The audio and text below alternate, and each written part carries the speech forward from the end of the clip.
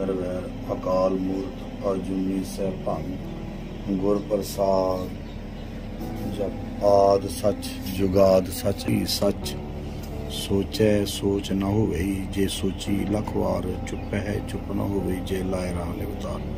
और जो कोई अंग का शब्द ऊपर नीचे हो गया होगा, नहीं मिल रहा होगा, फिर आप उसको रिपेयर करके पूरा करेंगे? हाँ, उसको फिर दोबारा से लिखना पड़ेगा, वो अलग प्रोसेस है।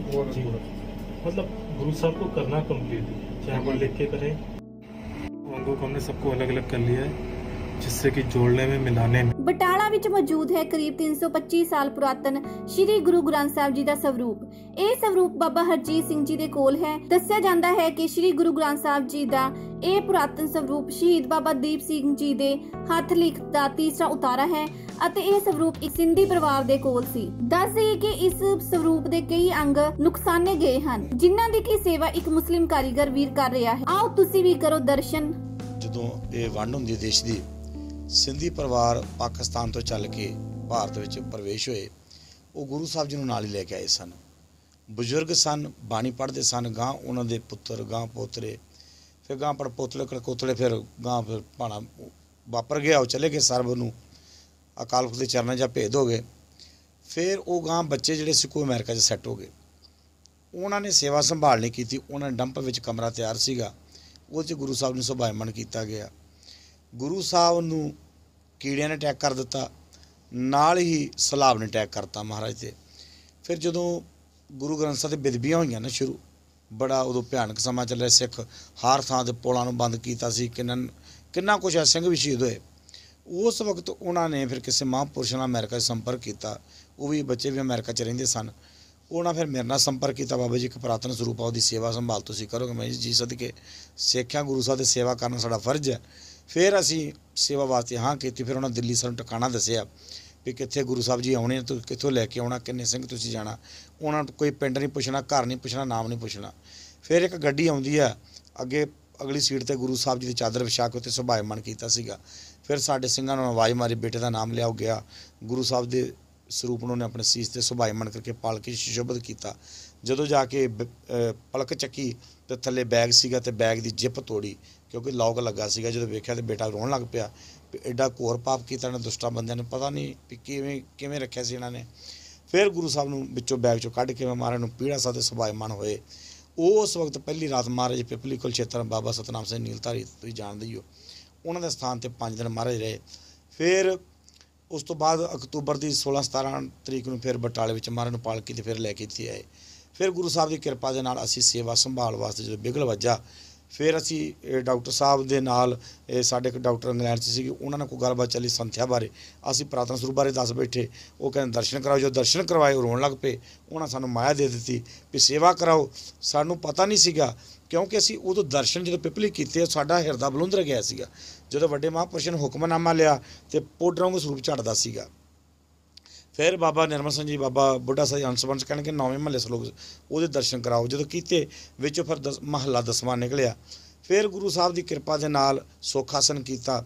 ਫਿਰ ਗੁਰੂ ਸਾਹਿਬ ਜੀ ਇੱਥੇ ਆਉਂਦੇ। ਫਿਰ ਜਦੋਂ ਉਹ ਡਾਕਟਰ ਸਾਹਿਬ ਨਾਲ ਗੱਲ ਹੁੰਦੀ ਹੈ, ਫਿਰ ਉਹਨਾਂ ਨੇ ਜੋ ਜ਼ੋਰ ਪਾਇਆ ਸੇਵਾ ਕਰਾਓ। ਫਿਰ ਅਸੀਂ ਭਾਈ ਹਰਮਿੱਤਰ ਸਿੰਘ ਜੀ ਅਕਾਲ ਆਪਣੇ ਗੁਰੂ ਸਾਹਿਬ ਦੀ ਕਿਰਪਾ ਨਾਲ ਚੌਰ ਬਰਦਾਰ ਸ੍ਰੀ ਹਰਿਮੰਦਰ ਸਾਹਿਬ, ਉਹਨਾਂ ਨਾਲ ਗੱਲਬਾਤ ਹੋਈ ਵੀ ਸਾਡੀ ਜਾ ਕੇ ਇਹਨਾਂ ਨਾਲ ਗੱਲ ਕਰਾਓ।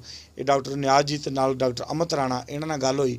ਇਹ ਫਿਰ ਬਟਾਲੇ ਆਏ। ਇਹਨਾਂ ਨੇ 5 ਵਾਰ ਕਿਹਾ ਦਰਸ਼ਨ ਕਰਾਂ, ਟ੍ਰੀਟਮੈਂਟ ਵੇਖਾਂਗੇ ਤੇ ਫਿਰ ਤੁਹਾਨੂੰ ਦੱਸਾਂਗਾ ਕਿੰਨੇ ਪੈਸੇ ਲੱਗਣੇ। 35 ਲੱਖ ਤੋਂ ਸ਼ੁਰੂ ਹੋਇਆ ਸੀ ਕੰਮ ਤੇ ਜਾ ਕੇ 70-80 ਦੇ ਲਾਗੇ ਜਾ ਕੇ ਬ੍ਰੇਕ ਵੱਜੀ ਇਹਨਾਂ ਦੀ ਵੀ ਸਾਰਾ ਕੰਪਲੀਟ ਜੋ ਵੀ ਢਾਂਚਾ ਤਿਆਰ ਕਰਨਾ ਆ, ਜਿੰਨੇ ਵੀ ਬਿਲਡਿੰਗ ਤਿਆਰ ਹੋਣੀ ਹੈ, ਜੋ ਵੀ ਹੋਣਾ ਆ, ਗੁਰੂ ਸਾਹਿਬ ਦੇ ਪੀੜੇ ਕਿੱਦਾਂ ਦੇ ਬਣਨੇ ਚਾਹੀਦੇ, ਕੀ ਕੁਛ ਹੋਣਾ ਚਾਹੀਦਾ, ਸਾਰਾ ਐਵਰੀਥਿੰਗ ਕਰਾ ਕੇ ਇੰਨਾ ਖਰਚ ਦੱਸਿਆ ਸੀਗਾ।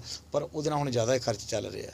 ਸਮਾਨ ਫਿਰ ਸਾਰਾ ਇਹਨਾਂ ਦੀ ਦੇਖਭਾਲ ਵਾਸਤੇ ਜੋ ਵੀ ਇਸਤੇਮਾਲ ਕੀਤਾ ਜਾ ਰਿਹਾ, ਕਿਸ ਤਰ੍ਹਾਂ ਉਹਦਾ ਅਰੇਂਜ ਹੋ ਰਿਹਾ, ਕਿੱਥੋਂ ਲਿਆ ਰਹੇ ਹੋ?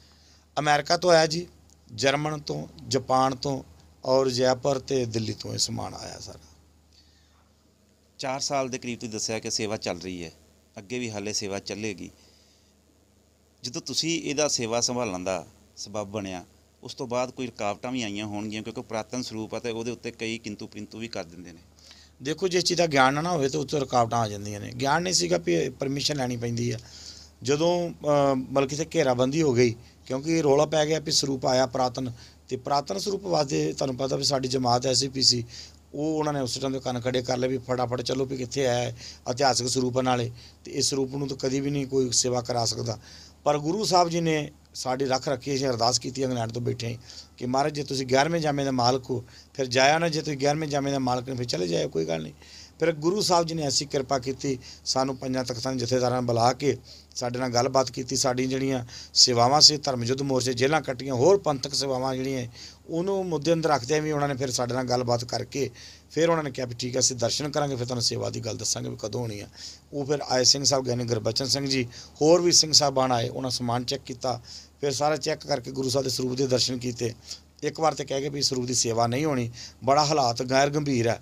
ਫਿਰ ਜਦੋਂ ਇਹਨਾਂ ਦੇ ਨਾਲ ਉਹਨਾਂ ਕभी ਗੱਲ ਕਰਾਂਗੇ, ਇਹਨਾਂ ਦੀ ਫਿਰ ਇੰਟਰਵਿਊ ਹੋਈ 2-3 ਘੰਟੇ, ਇਹਨਾਂ ਨੂੰ ਅਕਾਲ ਤਖਤ ਸਾਹਿਬ ਸੱਦ ਕੇ ਇਹਨਾਂ ਨਾਲ ਗੱਲਬਾਤ ਹੋਈ। ਫਿਰ ਇਹਨਾਂ ਨੇ ਕਿਹਾ ਵੀ ਤੁਸੀਂ ਗਿਆਨ ਨਹੀਂ ਹੋ, ਤੁਸੀਂ ਗਿਆਨ ਦੀ ਗੱਲ ਕਰਦੇ ਹੋ, ਤੇ ਸਾਡਾ ਕੰਮ ਹੈ ਟ੍ਰੀਟਮੈਂਟ ਕਰਨਾ, ਅਸੀਂ ਟ੍ਰੀਟਮੈਂਟ ਕਰਾਂਗੇ, ਤੁਸੀਂ ਸਾਨੂੰ ਸੇਵਾ ਇੱਕ ਵਾਰੀ ਬਖਸ਼ਿਸ਼ ਕਰਕੇ ਦੇ ਦਿਓ। ਉਹਨਾਂ ਨੇ ਫਿਰ ਸਾਨੂੰ ਇਹ ਗੁਰੂ ਸਾਹਿਬ ਦੀ ਸੇਵਾ ਜਿਹੜੀ ਹੈ ਆਪਣੇ ਕਰ ਕਮਲਾਂ ਦੇ ਨਾਲ ਸਿੰਘ ਸਾਹਿਬ ਗਿਆਨੀ ਗੁਰਬਚਨ ਸਿੰਘ ਜੀ ਨੇ ਫਿਰ ਸਾਨੂੰ ਲਿਖ ਕੇ ਸੇਵਾ ਅਕਾਲ ਤਖਤ ਸਾਹਿਬ ਵੱਲ ਦਿੱਤੀ ਗਈ। ਡਾਕਟਰ ਨਿਆਜੀ ਜਿਹੜੇ ਇਹਨਾਂ ਦੀ ਸੇਵਾ ਕਰ ਰਹੇ ਨੇ, ਜਿਹੜਾ ਇਹਨਾਂ ਨੂੰ ਫਿਰ ਦੁਬਾਰਾ ਤਿਆਰ ਕਰ ਰਹੇ ਨੇ, ਪਹਿਲਾਂ ਵੀ ਕਿਸੇ ਇਸ ਤਰੀਕੇ ਦੇ ਸਰੂਪਾਂ ਦੀ ਸੇਵਾ ਕਰ ਚੁੱਕੇ ਨੇ? ਸ੍ਰੀ ਅਕਾਲ ਤਖਤ ਸਾਹਿਬ ਸੇਵਾ ਕਰਦੇ ਸੀ ਤਾਂ ਹੀ ਇੱਥੇ ਆਏ ਸੀਗੇ, ਤਾਂ ਹੀ ਕਿਉਂਕਿ ਇਹ ਉੱਥੇ ਜਿਹੜੇ ਮਹੰਤ ਨਾਰਾਇਣ ਨੇ ਗੁਰੂ ਸਾਹਿਬ ਦੇ ਵਿੱਚ ਘਵਾੜੀਆਂ ਮਾਰ ਕੇ ਗੁਰੂ ਸਾਹਿਬ ਨੂੰ ਜ਼ਖਮੀ ਕੀਤਾ, ਉਹ ਸੇਵਾ ਜਿਹੜਾ ਮਤਲਬ ਕਿ ਪਾਤਸ਼ਾਹੀ ਬੀੜ ਹੈ, ਇਹ ਲੜੀਵਾਰ ਬੀੜ ਹੈ। ਡੰਡੇ ਵਾਲੀ ਤੇ ਲੜੀਵਾਰ ਬੀੜ 'ਚ ਬੜਾ ਗੈਰ ਗੰਭੀਰ ਦਾ ਫਰਕ ਹੈ। ਉਹਦੇ ਵਿੱਚ ਫਿਰ ਇਹ ਬੜੀ ਬਰੀਕਲੀ ਬੰਦੇ ਦੀ ਜ਼ਰੂਰਤ ਸੀਗੀ। ਫਿਰ ਉਹਨਾਂ ਨੇ ਗਿਆਨੀ ਗੁਰਮੁਖ ਸਿੰਘ ਨੇ ਇਹਨਾਂ ਨੂੰ ਸਿਲੈਕਟ ਕੀਤਾ ਵੀ ਡਾਕਟਰ ਨਿਆਜ਼ ਜੀ ਜਾਣਗੇ, ਹੋਰ ਨਹੀਂ ਕੋਈ ਉੱਥੇ ਜਾ ਸਕਦਾ, ਕਿਉਂਕਿ ਇਹ ਬੜਾ ਗੰਭੀਰੀ ਮਸਲਾ ਵੀ ਹੈ ਤੇ ਇਹ ਬਰੀਕਲੀ ਸੇਵਾ, ਕਿਉਂਕਿ ਇੱਕ ਊੜਾ ਟੁੱਟਾ ਊੜਾ ਲੱਭਣਾ ਹੈ, ਐੜਾ ਟੁੱਟਾ ਐੜਾ ਲੱਭਣਾ, ਔਂਕੜ ਦਲੌਂਕੜ ਲੱਭ ਕੇ ਉਹ ਲਾਉਣੀਆਂ ਨੇ, ਸਿਹਾਰੀਆਂ ਬਹਿਰੀਆਂ ਲਾਉਣੀਆਂ ਨੇ। ਇਹ ਨਹੀਂ ਕਿ ਚੱਕ ਕੇ ਫਿੱਟ ਕਰਤੀ ਕੋਈ ਚੀਜ਼, ਇਹ ਕੋਈ ਇੱਟ ਥੋੜ੍ਹੀ ਹੈ ਵੀ ਕੰਧ 'ਚ ਤੇ ਸੀਨਾ ਸਿੱਧੀ ਕਰਕੇ ਲਾਤੀ, ਨਹੀਂ। ਇੱਕ ਕੰਨਾ ਕਨੌੜਾ ਹੋੜਾ ਇਹ ਸਾਰਾ ਲੱਭ ਕੇ ਵਿੱਚ ਮਤਲਬ ਕਿ ਗੁਰੂ ਸਾਹਿਬ 'ਚ ਲਾ ਰਹੇ ਨੇ। ਖਾਸ ਕਰੀਏ ਫਿਰ ਜਲਦ ਸੰਗਤਾਂ ਦੇ ਦਰਸ਼ਨ ਲਈ ਸ਼ੁਰੂ ਹੋਵੇ ਜੀ। ਵੇਖੋ ਜੀ 4 ਤੋਂ ਹੁਣ 5ਵਾਂ ਸਾਲ ਚੜ੍ਹ ਚੁੱਕਾ ਹੈ, ਤੇ ਮੈਂ ਕਹਿੰਦਾ ਸੰਗਤ ਸਾਡਾ ਸਹਿਯੋਗ ਦੇਵੇ, ਜਿੰਨੀਆਂ ਵੀ ਸੰਗਤਾਂ ਬਾਹਰਲੇ ਦੇਸ਼ਾਂ 'ਚ ਬੈਠੀਆਂ ਨੇ ਜਾਂ ਜਿੱਥੇ ਬੈਠੀਆਂ ਨੇ, ਕਿਉਂਕਿ ਇਹ ਕੋਈ ਗੱਲਾਂ ਦੇ ਨਾਲ ਨਹੀਂ ਸੇਵਾ ਹੋ ਜਾਂਦੀ, ਮਾਇਆ ਵੀ ਲੱਗਦੀ ਹੈ ਨਾ, ਤੇ ਮਾਇਆ ਤੋਂ ਬਗੈਰ ਗੱਲ ਨਹੀਂ ਬਣਦੀ। ਸੰਗਤ ਜ਼ਰੂਰ ਸਾਡਾ ਸਹਿਯੋਗ ਦੇਵੇ, ਅਸੀਂ ਆਸ ਕਰਦੇ ਸੰਗਤ ਤੋਂ। कि आपने जितने भी अंग देखे, ये छोटे छोटे अंग देखे, वो सारे गुरु साहब के ही अंग हैं। उसमें से छोटे से छोटा अंग भी हमें लगाना है, तो उसके लिए अपना ध्यान, दिमाग और आँखें हर एक चीज़ को खोल के रखना है और उसको वैसा ही लगाना है जैसा कि है। मान लीजिए कहीं पे आ लिखा हुआ और पीछे वाह लिखा हुआ है, तो हमें ये खोजना है कि ये अंग हमारा एक अंग है, वो दोनों साइड में लिखा हुआ है, आ और वाह कहाँ पे आ रहा है। तो उसको अगर एक साइड मिल गया, दूसरी साइड नहीं मिला, तो भी नहीं लगा सकते हैं। तो इसी तरह दोनों तरफ देख के कौन सा अंग कहाँ पे आएगा, इस तरीके से फिक्स करना है। जैसे आपने बताया कि इसके जो पहले अंग हैं वो भोजपत्र से तैयार हुए हैं, लेकिन अब जो तैयार कर रहे हो आप, वो रेशम के जो पत्थर हैं उनके साथ तैयार कर रहे हो, तो उसका क्या कारण है, क्यों ऐसा कर रहे हो? नहीं, देखिए जो हमारा स्वरूप तैयार होगा वो भोजपत्र से ही होगा, क्योंकि आपने देखा जितने भी होल्स वगैरह हैं उसमें हम भोजपत्र का ही यूज़ करेंगे। हाँ, उसके सपोर्टिंग के लिए हम एक नीचे पेपर देंगे रेशम का, बीच में ऊपर गुरु साहब का अंग, उसके बाद जितने भी उसमें प्रॉब्लम्स हैं उसको ठीक करेंगे, उसके बाद ऊपर एक रेशम की पेपर और लगाएंगे, जिससे कि हमारे गुरु साहब का जो अंग है उसको पूरी सपोर्ट मिल जाए, या फ्यूचर में उसमें कोई भी डैमेज ना हो, क्योंकि जो पेपर हम लगाएंगे उसकी भी अपनी बहुत बड़ी लाइफ है। अगर मुस्लिम परिवार में जन्म लेकर सिख जो संगत है उसकी सेवा आप कर रहे हो, कैसा लगता है, कैसा फील होता है? ये चीज़ देखिए मैंने कभी सोची नहीं थी कि मैं यहाँ पे आके सेवा करूँगा।